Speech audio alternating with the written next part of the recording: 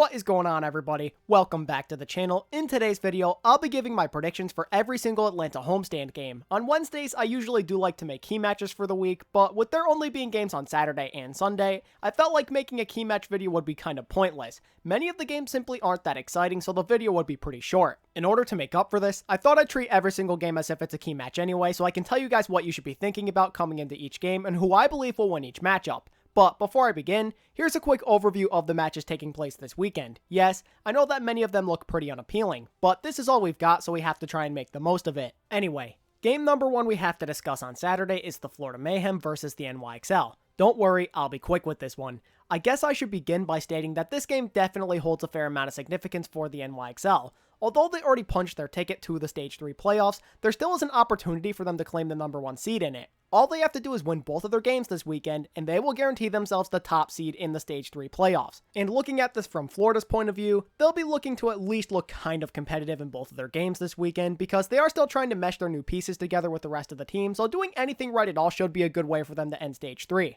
As for my prediction, well, do I even need to tell you guys what I think the final score is? Everybody on planet Earth should know that this game is probably going to be an easy 4-0 in favor of the NYXL. They outclass Florida in every single way possible. Their player talent is far better, and Florida are just inferior at every single composition. It doesn't matter whether it's GOATs, Somber GOATs, or DPS.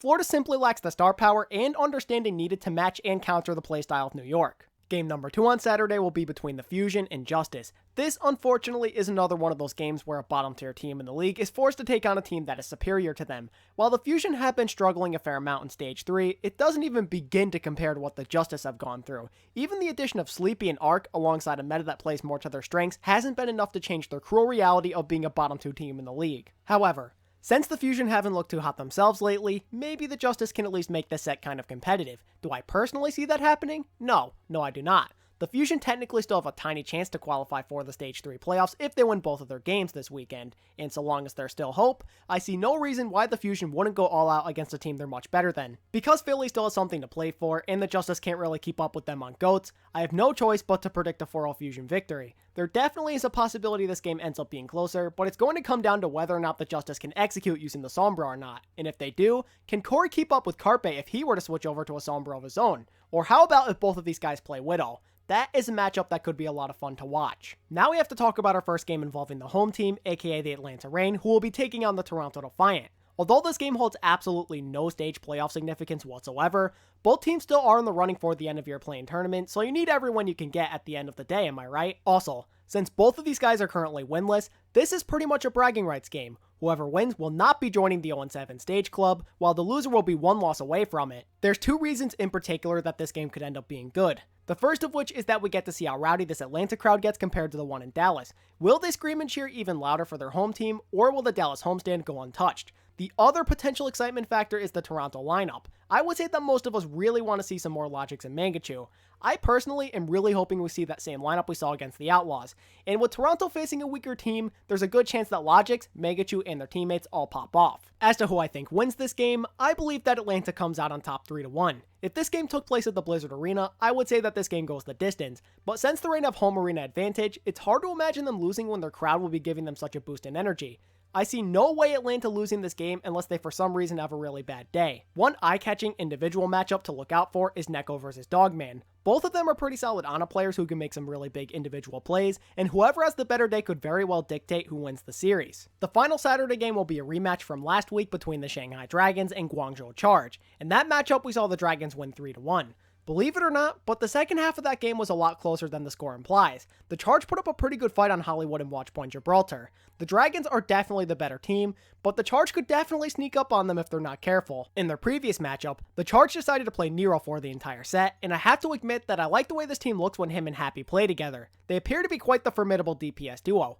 Be on the lookout to see if the Charge once again run Nero the entire time, or if they reincorporate Eileen into their game plan. While I do think there is a chance this game ends up being somewhat close, I have to go with the Dragons 3-1. Although it's unlikely, Shanghai could miss out on the playoffs if they play badly this weekend. With this in mind, I see the Dragons coming into Atlanta and taking care of business. Pay attention to the battle between the DPS duos, by the way. Although Happy is widely regarded as a top tier Widow duelist, Diem was constantly getting the better of him in their last game. Diem's super aggressive angles proved to be too much for him to handle. Ding also had a better overall performance on Pharah and other projectile heroes compared to Nero. If the Charge even want to have a chance in this one, then Nero and Happy have to step up their game. Alright, that's all for Saturday, so moving on to Sunday, we first have what could be one of the best games of the entire Atlanta homestand when the Dragons take on the Fusion. While I do think there is a noticeable skill difference between these two teams, I still think this game has a very exciting aspect to it, and that of course has to do with the long-awaited Carpe versus Diem duel. For those of you who may not know, these two guys are really close friends, so you know that both of them will be extra motivated to win. Diem and Carpe are widely regarded as two of the best Widowmakers in the entire world, so you already know that a duel between the two of them would basically break the internet. Two mechanically gifted close friends going head to head on Widow sounds like an absolute blast. I'm interested to see what kind of playstyle Carpe uses in particular. Diem likes to be aggressive, so you should watch to see how Carpe responds. Will he too be aggressive, or is he going to play in more of a passive way that involves focusing more on other targets? Although the Dragons are clearly the better team right now, something tells me that we are all going to witness a tightly contested game. I believe that Carpe is going to use his motivation to not want to lose to Diem to will his team to a map 5. In the end though, I don't think this motivation ends up being enough. I'm picking the Dragons to win 3-2. While I do think Diem has himself a good game, I predict that Guangzhou will outplay Sato while Ding bullies him on Sombra. Moving on to the second game of Sunday, we have the Guangzhou Charge versus the Washington Justice. Believe it or not, but the Justice could prove to be a challenge here.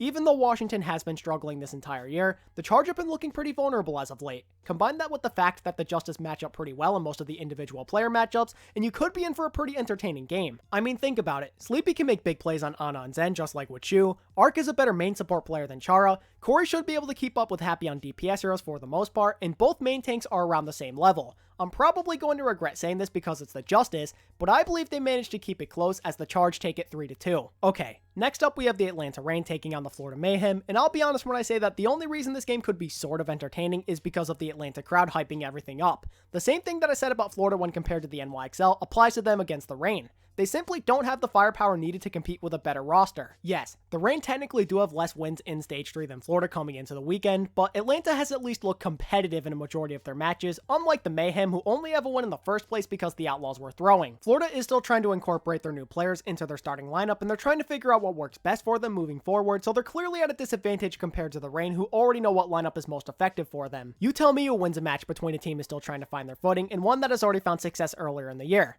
My winner for this game is the Reign in dominant 4-0 fashion. Combine a team that is superior in pretty much every way imaginable with home crowd advantage, and you have a recipe for an easy win. And lastly, our final game of the Atlanta homestand will be the NYXL versus the Toronto Defiant. As mentioned at the beginning of the video, New York is still trying to lock up that #1 seed in the Stage 3 playoffs right now, and there's no way that happens unless they go 2-0 during their trip to Atlanta. While this game will likely not be very close, Neko vs Jonek is usually a fun battle to watch, and I'm intrigued to see how Logix and Gods fare against Sabiobi if Toronto opts to play a lot of Sombra. The last time Sabiobi took on a competent Sombra player was when New York matched up against the Fuel, and we all know how that went. Taimu was kind of rolling him for a majority of the game by constantly killing him, destroying his translocator, and getting more value off his hacks. But can Logix and or Gods replicate the success that Taimu had? Well, it's hard to say. If they study the film and practice hard, then I don't see why they couldn't, but even if they do find a way to outplay SBB on Sombra, it's hard to imagine that it'll be enough to defeat the NYXL. The individual talent as well as their teamwork doesn't really compare to the NYXL. New York is a tough team to beat. They are a very intelligent group of guys, and they know how to overcome adversity. You could go up 2-0 on them, and it wouldn't even matter.